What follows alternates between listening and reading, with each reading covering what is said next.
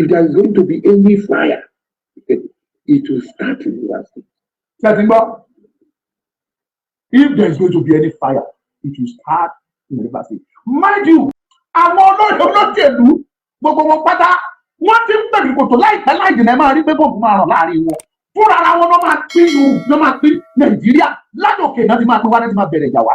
Wọ́n jáde sàlẹ̀ bí ni aṣẹ́wáṣẹ́ bọ̀ wá pé ó yá ìjà jòkó kí ni ká ti ṣe sí ẹ̀yà kọ́ni ká tó máa ṣe tiẹ̀. Nígbà parí ẹ̀ nìyẹn. Mo fẹ́ sọ àwọn gègé fún yín tí mò ń rí tó jẹ́ kí n sọ̀rọ̀ yìí. Please don't forget to subscribe, comment, share with your friends to have access to this kind of content that you have here. Don't forget to subscribe. I love and respect you. I'll be right back. Mo sọ lọ́jọ́ àná mo ní bàbá Tinubu wò mí jẹ́ sí ni. Mo garanti pé àwọn méjì ti bẹ̀rẹ̀ wàhálà lọ́wọ́lọ́wọ́ bá. Mo dẹ̀ sọ fún yín pé wọ́n lọ́ra wọ́n ju ìfáàrà ni. Ṣé ẹ gbọ́ pé bọ́ǹbù dún? Cloud ọdún mẹ́jọ tí Buhari lò. Ǹjẹ́ bọ́ǹbù dún lẹ́nu ẹ̀? Àsọ̀rọ̀ Maiduguri tí wàhálà ti ṣẹlẹ̀ o. Ǹjẹ́ ẹ gbọ́ pé bọ́ǹbù tiẹ̀ dún mi kankan mo bẹ̀ yín ni ẹ má bínú o. Torí mo lè ti gbàgbé. Tẹ́ ẹ bá rántí pé bọ́ǹbù dún ẹ bá mi kọ́ jáde láti 2015 títí di 2023 tí Buhari lọ. Ṣé bọ́ǹbù dún lẹ́nu ẹ̀? Ẹ jọ̀ọ́ mo bẹ̀ yín tó bá ṣẹlẹ̀ ẹ bá mi kọ́ jáde kó ṣẹlẹ̀ nígbà báyìí. Bọ́ǹbù ti dún ní Kaduna mi sọ̀rọ̀ pé bóyá kán wọlé kán pààyàn o ìyẹn ń ṣẹlẹ̀ bọ̀ pé kí wọ́n ju bọ́ǹbù àtìbáyé Jonathan mo ti gbọ́ láti ṣe Jonathan ṣe ẹni àbí dára ni mo ti gbọ́ wẹ̀ láti. Anyway, let's leave it that way. Àwọn tó máa sabotage ìjọba yìí wọ́n ti bẹ̀rẹ̀. Mo lè ṣe eléyìí láti lè jẹ́ kí Tinubu fúnra ẹ̀ kó fúnra ẹ̀ mọ̀ pé yes ilé koko ní gbàgbé. Ìgbà tá a nílò ìrànlọ́wọ́ ẹ̀ láti képe ẹ̀ tó jẹ́ wa àti fi ẹlẹ̀ kó ti lọ Àbújá kò sí wàhálà. You are a president of Nigeria, not president of Yoruba. Tó o bá ṣe tí o fẹ́ wọn lọ́rùn wá gbógun tiẹ̀.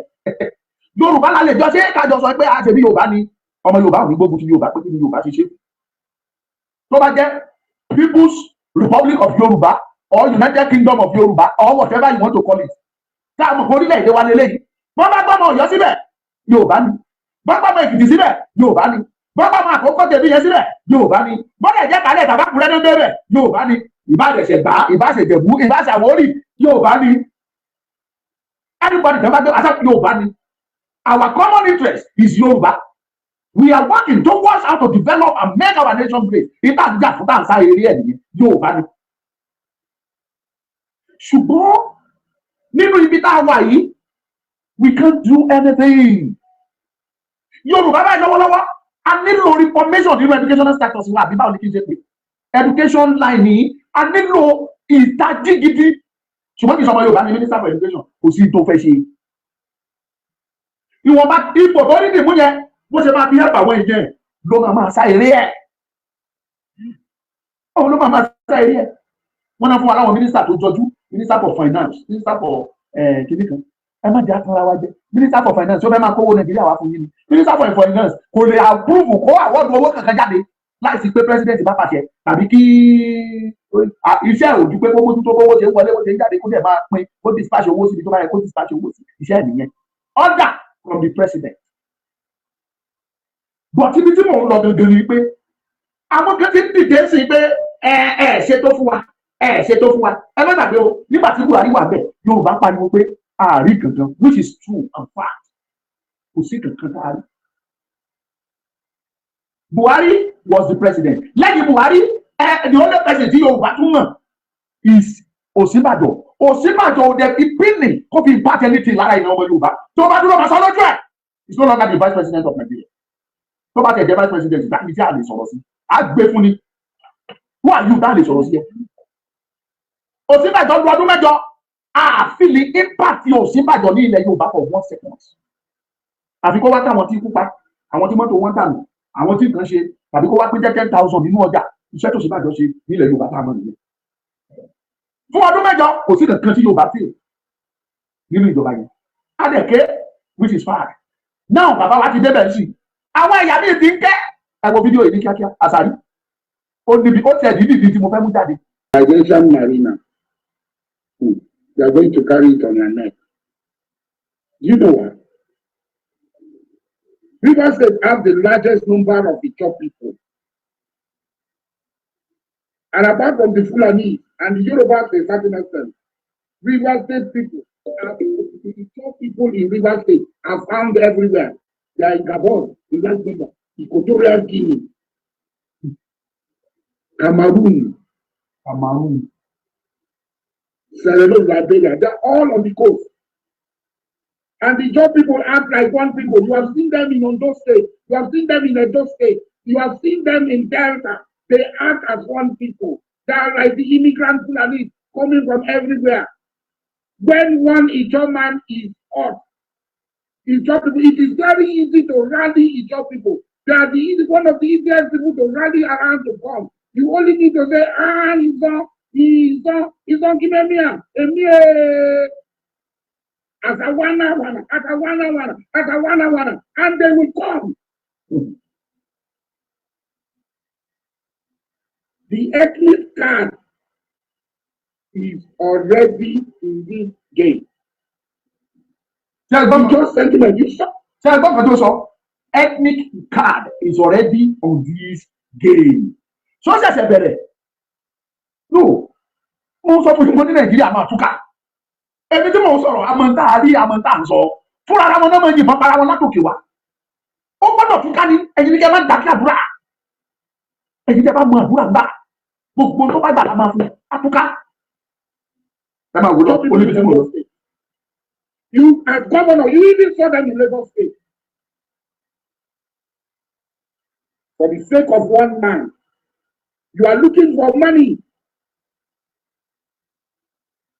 to implement your programs for this government to succeed.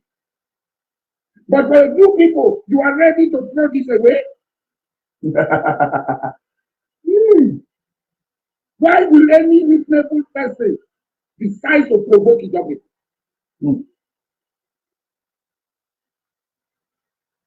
Ordinary, imagine that statement. Ordinary, reasonable, or whatever person decided to do something to a job. Imagine that.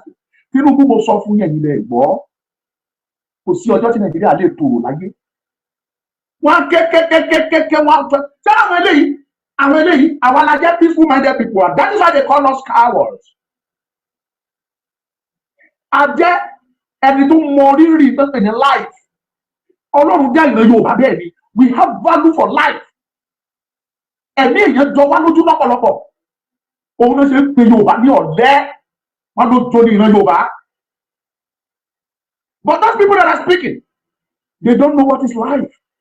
They will kill at will. They will finish. They will destroy. Kọ̀ọ̀kan wá. Wọ́n á bà everything jẹ́ mọ́ ẹ lọ́wọ́ bàbá Tinubu. Àwọn sọ fún yín solution ẹ̀ gbọ́ mi. Ó lè jẹ́ Yorùbá ló jẹ́ president lé lórí. Come on, Yoruba, make pay o fún Yoruba. No, it's not possible. As of today, you have almost 30, you have 230, I think it's around 40 ministers. 40 ministers, letting you. Gbogbo àwọn sọ tribe àbí sọ ethnic tó wà nílẹ̀ Yorùbá tí a pé 40 ni. Kẹ́ ẹ múyàn kankan from each place bẹ́ẹ̀ ni. From Akoko, ẹ pick èèyàn kan to be a minister. From Ekiti, you pick one. From Oyo, you pick one. From Ikale, you pick one. From Ilaje, you pick one. From Igomina, you pick one. From Ogun, you pick one. From Awori, you pick one. From Ijebu, from Egba, from Eko. Can't pick one back. Atusheku, to an example, possibility what can you make from every aspect. Wàá mọ̀ pé Yorùbá ni ó wà bẹ́ẹ̀. Yorùbá kan ò ní dìde kó máa complain pé ti báyìí kò ṣe báyìí. Òun náà ń sọ pé nǹkan mímí ó yàtọ̀ sí nǹkan wa ni. When you say nǹkan mímí, you will take care of it painstakingly. Wàá mójútó gidi tí òfin ní bàjẹ́. Wọ́n bá ti ní báyìí kan wá ní ẹgbẹ́ mi ò bá mójútó yẹ kẹ́ ní ilé mójútó. By doing that, a máa wo in tí wọ́n dẹ̀ ṣe sí Nàìjíríà láti bẹ̀rẹ̀ pẹ̀pẹ̀ wá tó fi dojú délẹ̀ títí lè gélé nìyí. Bọ̀tẹ́lá kọ̀rọ̀ níbẹ̀, ó máa pín àwọn tó dẹ̀ pera wọn lórí wọ̀nyí ọ̀dọ̀ wọn láti bẹ̀rẹ̀. Ẹ máa wò lọ. Ó ní nǹkan tí mo fẹ́ kẹ́ wo bẹ́ẹ̀ gẹ́gẹ́. Ìyẹn tó ń jà mí lórí òkò ìsọ́. Ẹ máa gbọ́. I'm just telling you that Nehru was sitting. Thank you, my yeti queen. Was sitting and celebrating. Yeah, I'm about.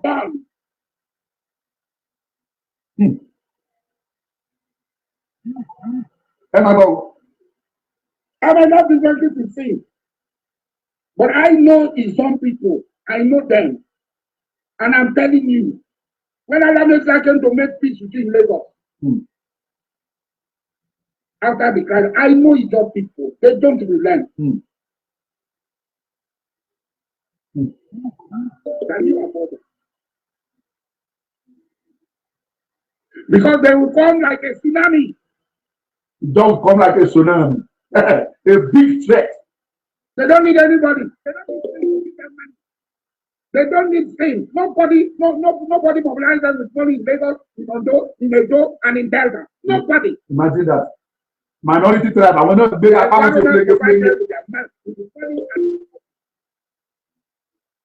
to carry out the activities without looking, without blinking their eyes.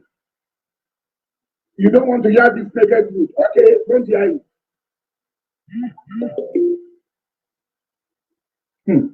Don't hear it. Because people are already angry that this is the worst government. This government is against the job people, and you want to hide. Mo bá bẹ̀rẹ̀ question kan lọ́wọ́ gbogbo ẹ̀yin tẹ́ ẹ wò mí kí n tó continue video yìí. Ẹgbọ́n kan tí Asari Dokubo sọ, ó ní ìjọba people are complaining that this is the worst government. But èmi fẹ́ béèrè lọ́wọ́ yín, ẹ má jẹ́ ká parọ́ tọ́ra wa jẹ. Ẹ jọ ṣé Tinubu ló jẹ́ kí ìjọba yìí worst? Ẹ má ẹ sòótọ́ o. Ṣé Tinubu ló jẹ́ kó worst? Ẹ kọ jáde nínú comment, màá wá tù fún yín. Fire to petrol? You want to add petrol to fire?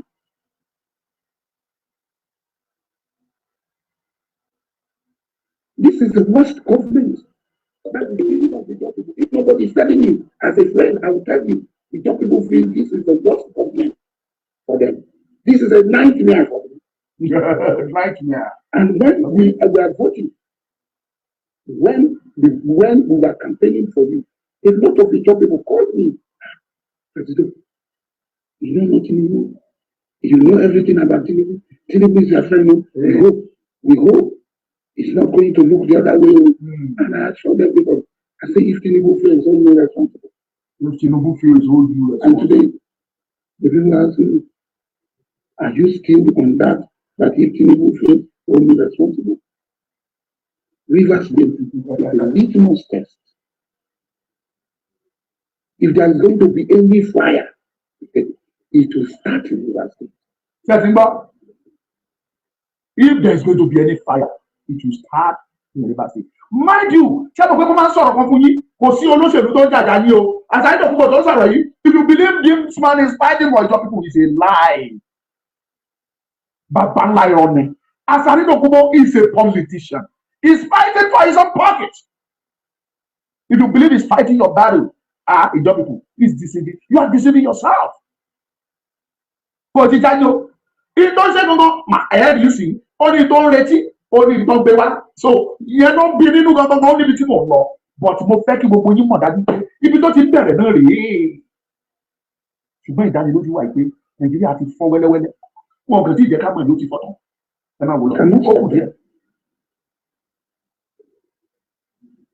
Ó yá máa tẹ̀ ẹ̀yin TikTok kí ló ṣẹlẹ̀ ó yá. Because they will shove me aside.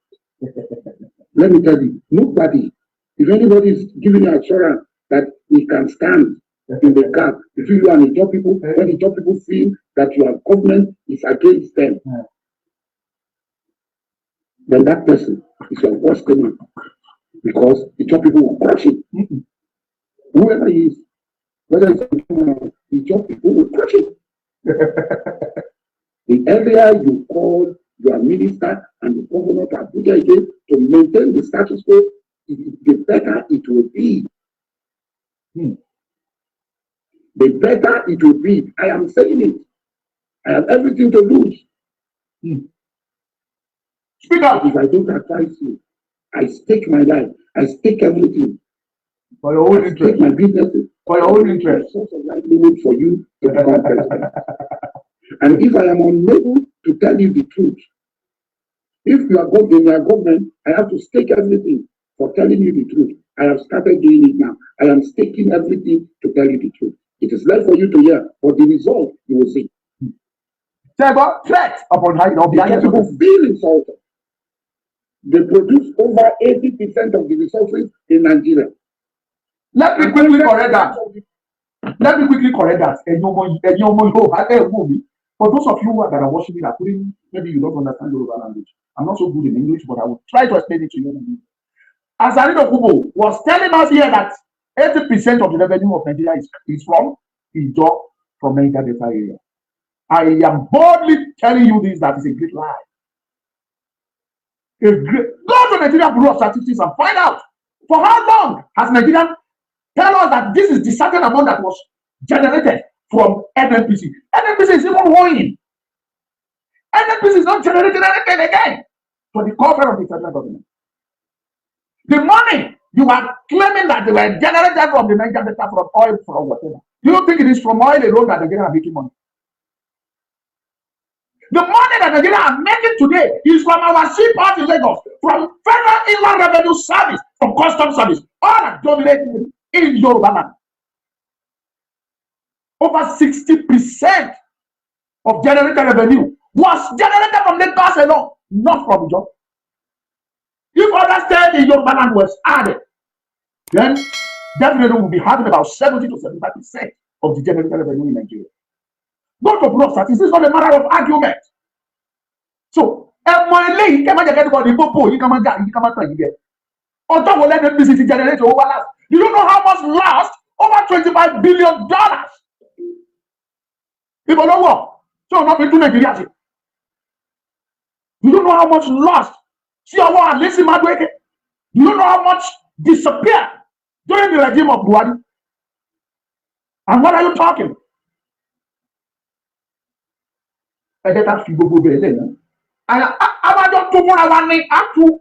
is why we are telling Nigeria now. Is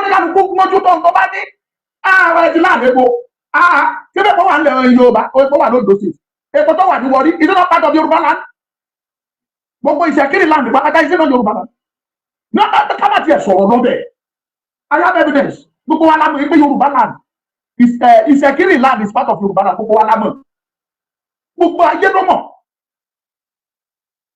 But Ọlọ́run tó dá wa, ó fi tó dá kálukú fi máa jẹ́yàn fún. I can boldly tell the some people, tó bá fún yín láyè kẹ́bùrà yín máa take care of position wàhálà lẹ́ máa kóra yín sí because you won't be able to take care of yourself. But that is not our concern kò kàn wá. Àwọn country tí ò tó yín, they are independent nations. Àwọn country tí ò tó yín, they are independent country in the world. So you are big enough to be a country. There's nothing bad in it. Fight for it. That is your own property. If you don't want to fight it, that is your own property. As I need to instead of him to tell his people that the only solution is Ijaw nation or Niger Delta nation. But it's only only for another thing else. You don't just want to what he's fighting for is different from what you people think. I'm coming. In in Nigeria, the oil and gas pass through their territory for export. Oil and gas. All that back to Ijaw. And you look at them, you look at the job people, and you give us one third-class minister. You see? One third-class minister. If you don't do as I do, go you don't fight if you are pé ó ń jà fún àwọn ìjọ kò jà fún ìjọ. Àṣírí yẹn máa sọ fún mi. Expectation àṣàrí ni pé kán fún ní first class kán lè hand over ẹ̀jẹ̀ lọ́wọ́ pé president yẹn nìkan fún wa tó máa ṣe minister lọ́tọ̀dẹ̀ because ó campaign for Tinubu. You can hear him. He said it earlier that he take everything to campaign for Tinubu. But that's not the issue of them. Èmi kàn fẹ́ kẹ́ ẹ mọ̀ ní pé fúnra wọn náà máa fúnra wọn ló kù jẹ́ látòkè wá. Àwọn eléyìí ti ń ké báyìí pé wọn ò dá sáwọn. It will be like joke. Wẹ́rẹ́wẹ́rẹ́ àwọn Fúlàní náà bẹ̀rẹ̀. Àwọn Kàlùdí abẹ̀rẹ̀. Àwọn Mídú bẹ̀rẹ̀ abẹ̀rẹ̀. Àwọn bẹ̀rẹ̀ sí ní máa ń kẹ́rẹ́kẹ́. Mo ń sọ fún yín tí Tinubu bá parí ìjọba ẹ̀ tó parí pẹ̀lú ẹ̀ tó lọ. Igbo lẹ́tọ̀ọ́ láti ṣe president ní Nàìjíríà. The Nigeria you claim belongs to all of us. Igbo ní láì láti ṣe president. Isn't it? Ẹ̀yin wá ní Nàìjíríà ò ní túká. It's going to ó ti túká already.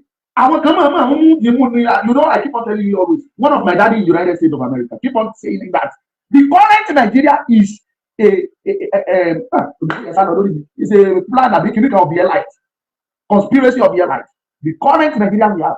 There's nothing like Nigeria again. Nigeria is there. The current Nigeria now is a conspiracy of the elite of Nigeria. I want elite to what person Sola. I want to pay in one way or the other, they are still benefiting from what is coming out from Nigeria. You can see what is happening boldly as a little threat. Okay, he said it clearly that if it started, he himself cannot stop them. That nobody can stop Ijaw people. You know, to be able to say Obasanjo, Jonathan, and Abib Abile.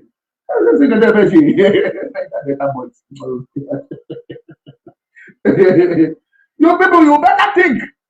Asari is fighting for himself, not you. Fight a true fight.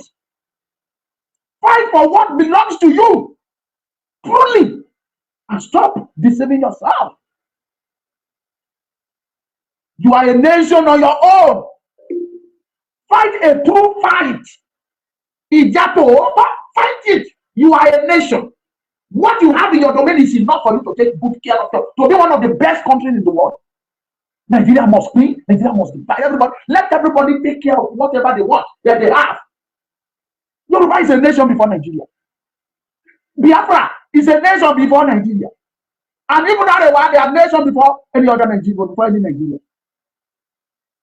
Why? Let us think. You better think. Ẹ̀yin ọmọ Yorùbá tèmi ń bá sọ̀rọ̀ lọ́wọ́lọ́wọ́ ẹ̀yin ni kẹ́ ẹ dúró sáyé yìí. Ẹ̀yin fúnra yín fojú yín rí lẹ́nìkan ni mo play fún yín o. Ẹ fojú yín rí ẹ̀fẹ̀ tí yín ń gbọ́ péréré rún. Ọ̀tọ̀ ní ti Wike o. Ọ̀tọ̀ ní ti kí lorúkọ ẹ̀. Ìyẹn ti bẹ̀rẹ̀ sí ní make àwọn move àràmọ̀dà kan báyìí. El-Rufai ó ti bẹ̀rẹ̀ sí ní make àwọn move kan.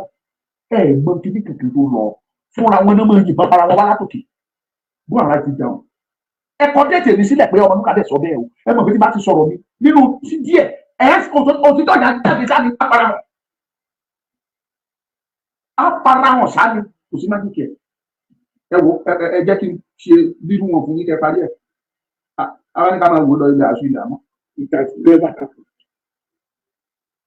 From Gowon to now, it has never happened. And all of us, some of us have tried as much as we can to see that this thing is changed. No. Every day you remove Ijaw people from the position. Ijaw people consider Buhari government as the worst in history of the nation. But even the people Buhari appointed and left, you are removing them.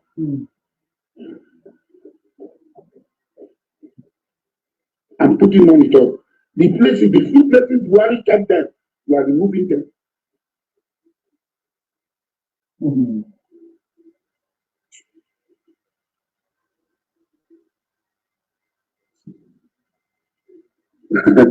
And you think some people are telling me, it's okay, we are going down this way, you are deceiving me. And the easiest way for this fire is a river state.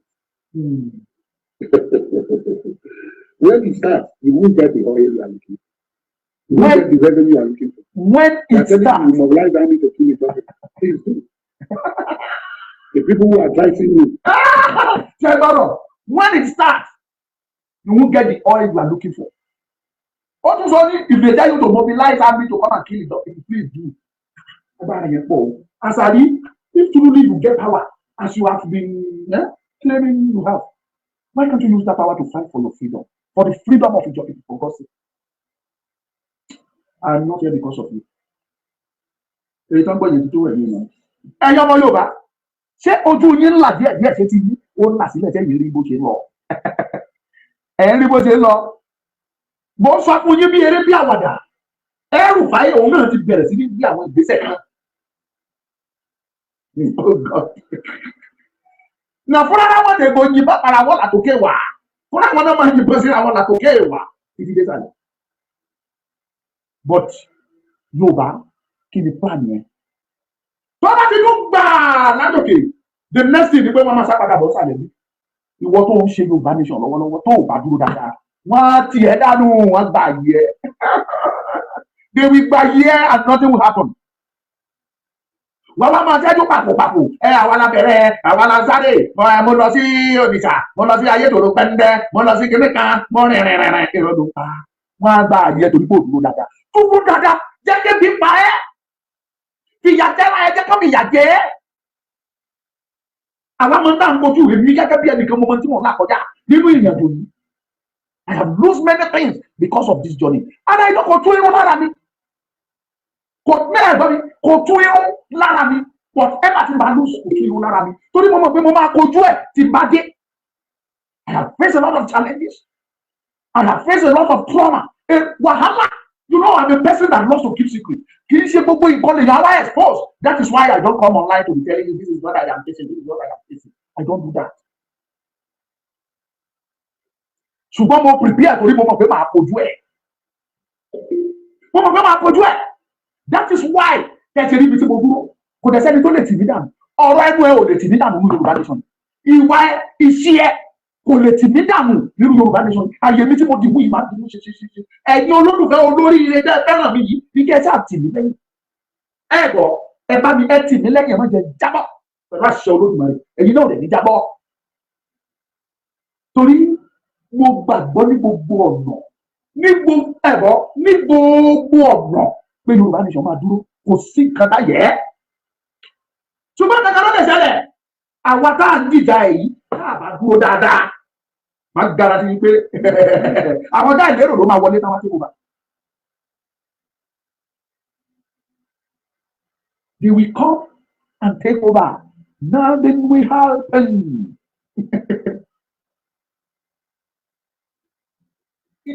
Kò sí máa ti kì í.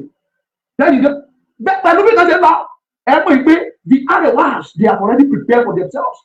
Àwọn ọmọ ọmọ Nàìjíríà ti pín, wọ́n ti prepare, wọ́n lọ́lọ́pàá, wọ́n ní sọ́jà, wọ́n ní immigration, gbogbo ẹ̀ ló ní olórúkọ tó fi pè wọ́n. But they will not come out and tell you. Ọlọ́pàá tí wọ́n ń lo ìbọn, àwọn Àmọ̀tẹ́kùn sílẹ̀, wọ́n ní kò sí tó jọ, wọ́n láà lè lòbọn. The same Nigeria. Mọ̀ kankan, àwọn ti prepare, àwọn ọmọ àti pín, wọ́n ti ṣètò. Kódà mo gbọ́ from the libel source pé wọ́n lówó, wọ́n ti ní currency tiwọn. Gbogbo mi ò rí o, but mo ti gbọ́ ẹni yẹn ti sọ fún mi categorically that they have their own currency, proposed currency tàbí ẹni wọ́n ti ní. Àwọn ìbò dẹ̀ prepare, àwọn ìbò ti ní currency tí wọ́n ti ní shillings, wọ́n ti prepare ara wọn. Àìdá ó jọ gàtẹ́kọ̀ jọ gàtẹ́ Samuel Pasante kankan ó tàbí ọbẹ̀ náà níbi tó dúró sí ara ẹ̀ lára ìṣòkòtò ọlọ́pàá. But Yorùbá, what is our plan? Tó bá tiẹ̀ dá páwó, kí ni plan wa? Ẹ̀yin tẹ́ ẹ̀ pariwo lọ́wọ́lọ́wọ́, ẹ dúró lórí ẹsẹ̀ yìí o. Kì í ṣe àwọn tó ń pariwo ẹlẹ́nu lọ́dọ̀ parọ́ kiri, àwọn onídọ̀tí, oníbìyí, onídọ̀tí, oníyẹ̀yẹ́ o. Wọ́n yàtọ̀ o. Ẹni bá nífẹ̀ẹ́ orílẹ̀-èdè ẹ̀, kò ní sọ pé òun ò fẹ́ kàlàkì àjọba. Ẹ mọ̀ mí náà, láti jọ́ mo ti bẹ̀rẹ̀ wàhálà yìí, I always solicit for peace. Ẹ̀dá tó ní kìí bẹ̀rẹ̀ wàhálà torí pé kí ni kò fàyè gba peace. And if you don't allow peace, I can never be your ally. I can never be your friend. I can never be your follower. I can never be your colleague. I can never reckon with you. And if truly you love your nation dearly, you will keep on soliciting for peace day and night. And that's about the job. You will tender justice with mercy.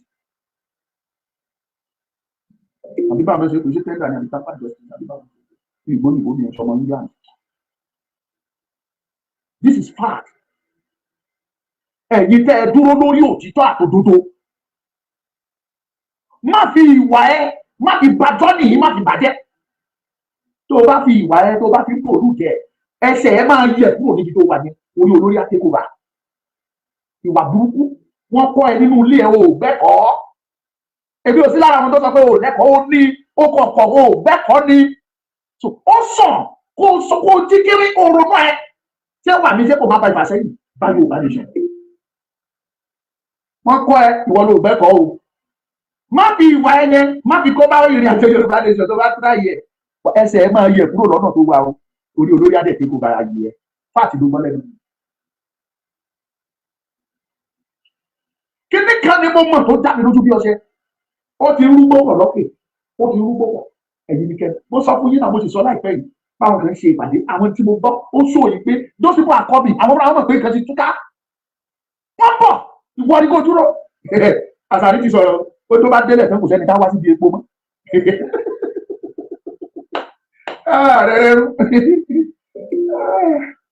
21 days làwọn ará fún wa pé kò ní sóúnjẹ. 21 days wọn kò ní pẹ́ mọ́. Mo mọ̀ pé títí ending of this month 21 working days yẹn máa pé 21 working days á pé ojú gbogbo aláṣẹ. Ojú rẹ̀ láṣẹ ojú rẹ̀ ẹ wò tó o bá jẹ́ ojúlówó ọmọ Yorùbá lọ fi ọkàn ẹ balẹ̀ kó dẹ̀ máa gbàdúrà kó dẹ̀ gbàgbọ́ pé Yorùbá nation máa dúró. má bá wọn sọ ọmọ wọn Nàìjíríà mọ́ torí tí bá wà lọ́dọ̀ ẹ tí mo wà ní sàkání ẹ tó bá dárúkọ wọn Nàìjíríà lọ́dọ̀ mi mo lè fún ẹ ní blow lójú tí bá rí pé ọwọ́ mi ò lè ká ẹ tí mi ò lè fún ẹ máa ṣẹ́pẹ̀ fún bàbá ẹ tí bá ṣẹ́pẹ̀ fún bàbá ẹ tó fẹ́ lù mí pápá tẹ̀ kí n sá kí ni ìbá tẹ̀sán máa dúró kó gbélé tó fẹ́ lù ṣùgbọ́n mo ti ṣe tí mo fẹ́ ti máa tẹ́kọ̀ọ́ ní bàbá ẹ wọn Nàìjíríà tó ń pọ́n tó ń sọ nípa ẹ kí ni impact wọn Nàìjíríà nínú ayé bàbá tó bí ẹ àti ìyá tó bí ẹ àti wọ́n fúnra ẹ àtàwọn ọmọ tó bí kí ni impact wọn Nàìjíríà nínú ayé ẹ látọ̀dọ̀ tó ti wà láyé àwọn tó nù. Ìyá mi yẹn ti pin sọ̀rọ̀ nídìí lọ́jọ́ sí ó ní ìyàwó tí ì jẹ wá dáadáa tí ìyá bá jẹ wá dáadáa torí wá pa ọmọ anybody àdìjẹ. I don't hate anybody but I will keep on telling you the truth. Nàìjíríà yìí tí ẹ bá ń retí pé ó máa dáa you are shouting one Nigeria ọjọ́ tó o ti wà ní one Nigeria you are over 40 over 60 years there is no impact of Nigeria in your life and yet èsì ṣe Nàìjíríà máa dáa.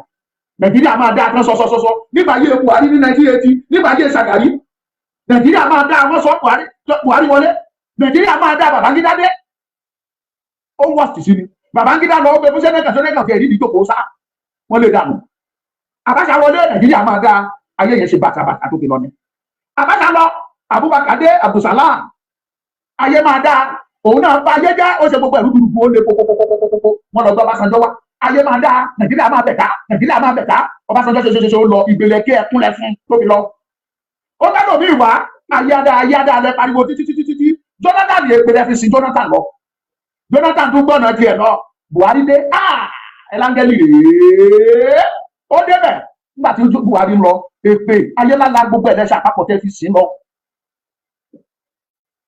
Tinubu tó ti dé nígbà tí Tinubu ó lè mi lókàn inú yín dùn ẹ̀yọ̀ yes wọ́n gbé epo lọ sókè máa gbé wálẹ̀ wọ́n kún owó ní kọ́lọ̀ a máa kówó jáde èpè lẹ́kùn máa ṣe fún Tinubu náà fi lọ ìmí ìbò ń bọ̀ garanti yìí tẹ́lọ̀ bí ìbá máa fún take over lọ́wọ́ Tinubu láìsí àti di 200,000 gbà yẹn ìgbà yẹn tí bá fẹ́ wọ mọ́tò látàkùrẹ́ tí mo bá fẹ́ wọ mọ́tò lọ sẹ́kọ̀ọ́ owó mọ́tò àti di 100,000 per seat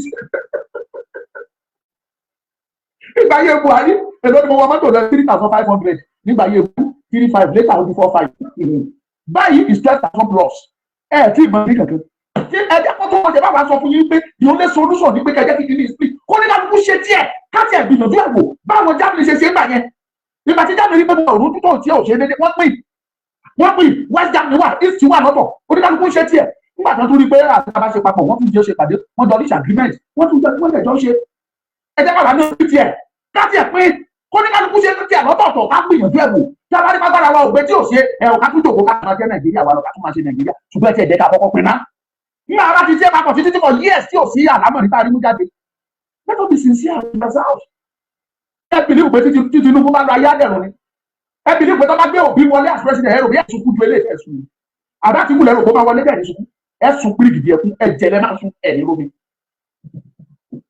I will not deceive you òótọ́ máa ń kóró some people will be watching me one year kí lélẹ́yìn sọ lẹ́nu idiot ni lọ mo lè jẹ́ idiot lọ́dọ̀ ẹ̀ but èyí tí mo sọ lájọ́ kìíní àná fún yín pé kì í ṣe lẹ́sọ̀ lọ́rọ́ kan let us sit down and have a negotiation ṣe bẹ́ẹ̀ ẹ̀ ń wò wá nínú ẹni ká gbé ẹnu rírun wa ẹni ká gbé lọ sọ́run á dẹ̀ gbé lọ gàrí ẹ̀ mú lẹ́yìn ẹ̀ gbọ́n kankan. This is ODUA TV Watch. Don't forget to subscribe, comment your opinion, like, comment and share so that other people can get access to what you enjoy on our channel. Thank you. We love you.